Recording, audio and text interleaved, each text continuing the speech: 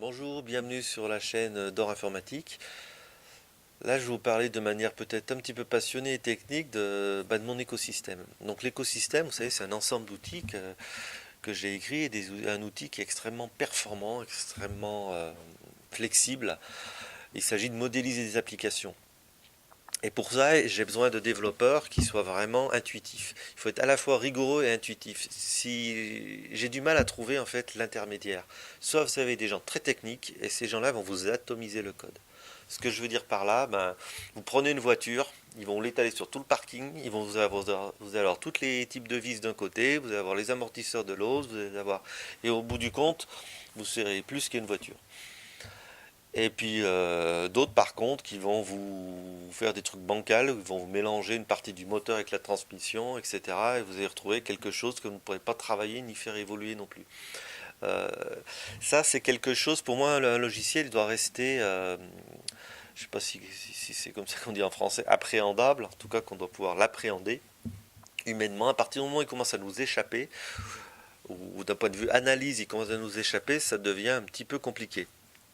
En tout cas pour le type de logiciel que je fais, hein. Je ne parle pas des IA ou compagnie où là par essence on tombe sur des choses qui nous échappent. Et donc il faut trouver ce curseur.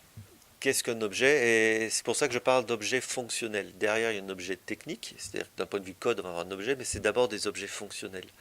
Un client, une commande, un monde de préparation, ce que vous voulez, un chantier, un projet, peu importe. Ça, c'est d'abord des objets fonctionnels. Et d'ailleurs, on utilise des techniques. Je m'appuie beaucoup sur des règles de nommage. Donc les règles de nommage, ça donne de la rigueur.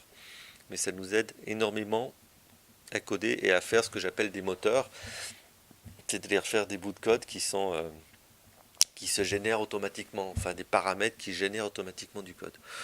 Donc voilà, en fait, j'ai besoin de développeurs qui soient subtils, qui soient techniques aussi.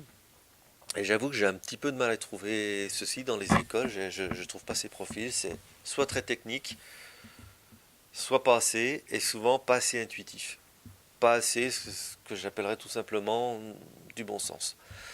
Donc voilà, je pense que durant quelques épisodes, je vais peut-être parler de mes idées, de la manière dont je travaille, pour voir si ça crée des ouvertures, si je peux créer une émulation, s'il y a des gens qui veulent me suivre. Je vais vous expliquer comment je travaille, comment j'ai conçu mes produits, et, et puis j'espère avoir des retours.